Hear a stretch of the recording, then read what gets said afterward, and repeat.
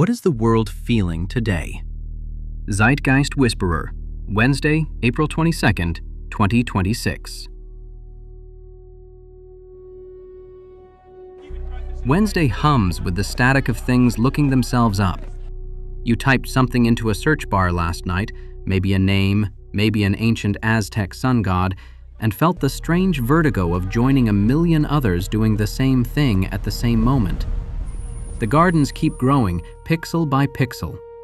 Somewhere a kid is building an oil empire on a screen, while their parents scroll past headlines about real ones collapsing. Your phone knows what you want before you do. The wrestlers performed their choreographed violence, and 1 million people needed to know who won, needed to know it was real enough. The house you can't afford exists somewhere you've never been. The consciousness papers keep arriving. You keep reading. Here's what's coming. Fight Club just crossed $100 million in its theatrical revival, 1999's anti-consumerist manifesto, proving audiences will pay real money to be told the things they own still own them. Pixar's watching closely. Toy Story 5 arrives in 59 days, testing whether toys we've grieved 3 times can still make us feel something we haven't commodified. Meanwhile, Christopher Nolan's Odyssey lands in 87 days, asking whether the ancient return narrative holds when nobody knows what we're returning to. And 52 days out, Disclosure Day approaches, while academic consciousness papers flood the journals. We're building the vocabulary for what we hope someone will say to us. Now, the data. And here's the story it's telling. The Zeitgeist is looking things up. We're researching endings and beginnings simultaneously. Aztec prophecy and wrestling results, apocalypse mythology and garden simulators. The academic consensus is forming around consciousness just as we prepare for Spielberg to tell us what consciousness might encounter. The strangest signal? Nahui Ollin, the Aztec concept of the fifth sun, of cyclical destruction and renewal, spiked 6,000% on Wikipedia. 6,000. The data won't explain why, but when people Google apocalypse mythology, they're asking permission to think about endings. They're looking for patterns that repeat, for the reassurance that catastrophe is just a phase. Meanwhile, the 2 most popular Roblox experiences right now are Grow a Garden and Survive the Apocalypse. Children are rehearsing both futures simultaneously, cultivation and collapse, building and ending.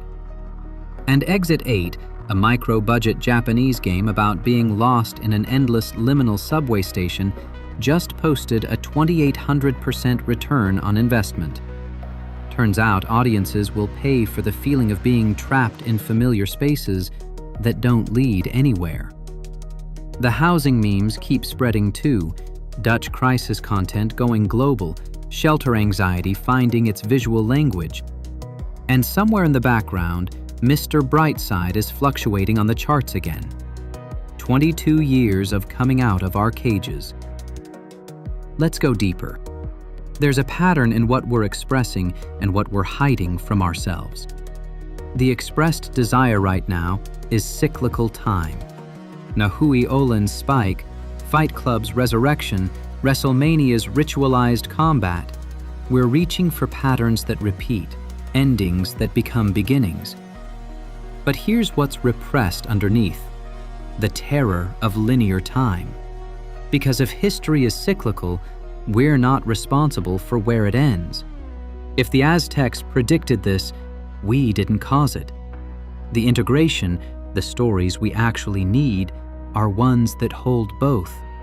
Cycles that spiral rather than circle, progress and return simultaneously. The Odyssey as template.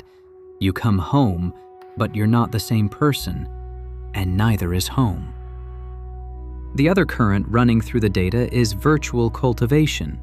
Gardens growing in Roblox, empires built in simulators, apocalypses survived on phones.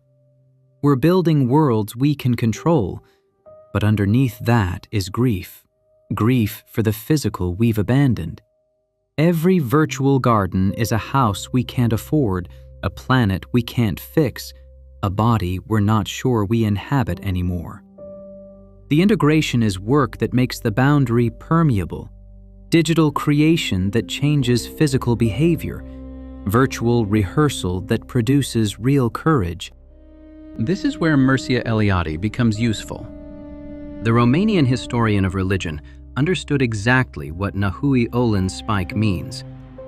His concept of eternal return, from his 1954 book, The Myth of the Eternal Return, argues that ancient humanity abolished linear time through ritual repetition of primordial acts. When we research Aztec sun cycles, we're not learning history. We're performing the same gesture humans have always performed when linear time becomes unbearable. We reach for the cyclical, where endings contain beginnings, where catastrophe is just a phase in eternal recurrence. Fight Club's resurrection is ritual, not nostalgia. WrestleMania's million Wikipedia views aren't about results, but about participating in choreographed myth.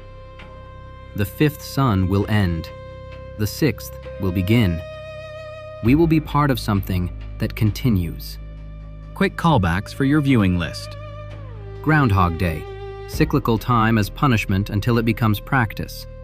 WALL-E, the plant in the boot is every virtual garden's secret hope. And Arrival, consciousness as the question, time as the answer. Speaking of Arrival, here's a craft principle worth carrying with you. Denis Villeneuve's approach, what he called dirty sci-fi, insisted on in-camera practical elements even for impossible imagery. The alien ships were treated as objects that exist in our physics, shot through weather, atmosphere, particulate matter. His rule? The more impossible the object, the more ordinary the environment must be. That's how you ground the ineffable in tactile reality. That's how you make the incomprehensible feel witnessed rather than rendered. The scene that demonstrates this, Louise's first approach to the shell. It builds through mundane process, suiting up, helicopter logistics, military bureaucracy, so when the gravity shifts inside the ship, we've earned the disorientation. The turn comes when she removes her hazmat suit. The protagonist chooses contact over safety. That's what the craft achieves. We feel consciousness being tested before we understand that's the theme. And here's why it matters today. We're all approaching shells right now. Consciousness papers accumulate. Disclosure day approaches. Nahui Ollin spikes. We're suiting up in information, preparing to meet something, not knowing whether to remove our protection or keep it on. The question isn't what we'll find. The question is whether we'll choose contact. Stay curious. Read widely. Make something real. This has been the Zeitgeist Whisperer.